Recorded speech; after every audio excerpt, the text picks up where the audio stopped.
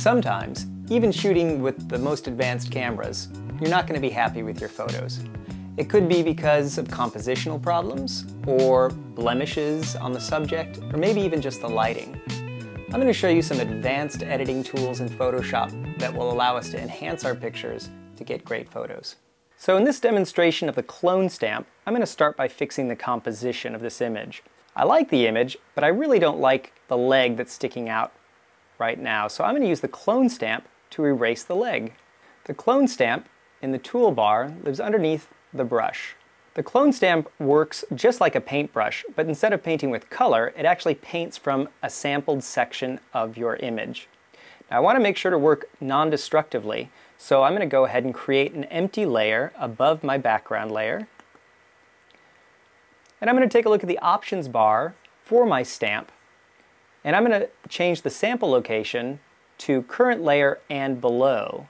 That means that I can sample from my background picture, but still paint on the layer. To create a sample point, you want to Alt-click or Option-click from a similar area inside of the picture to create the stamp.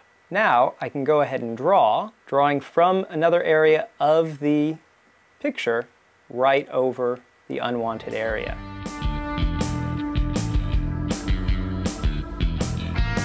As you can see, the clone stamp tool is an extremely powerful recompositioning tool. The spot healing brush is an excellent tool for removing minor blemishes in your photo. The spot healing brush lives underneath the eyedropper tool and lives also with the red eye tool. The spot healing brush is quite simple. It works a little bit like the clone stamp. It samples from the surrounding area automatically, so you don't have to make a selection.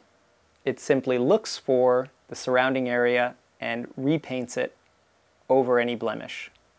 The next technique, the high-pass filter, is a way of increasing detail in your image. The high-pass filter we have to apply to the actual layer. So I'm going to duplicate this layer by clicking and dragging it to the new layer icon. On this duplicate layer, I'm going to go to my filters and I'm going to apply a high-pass filter. It's hiding inside of an option called Other. The high-pass filter is pretty weird looking.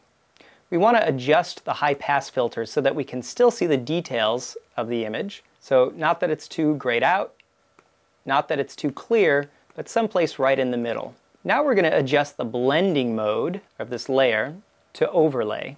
Notice how the details and crispness of the shapes really pop. I'll demonstrate by turning the layer off and then turning it on.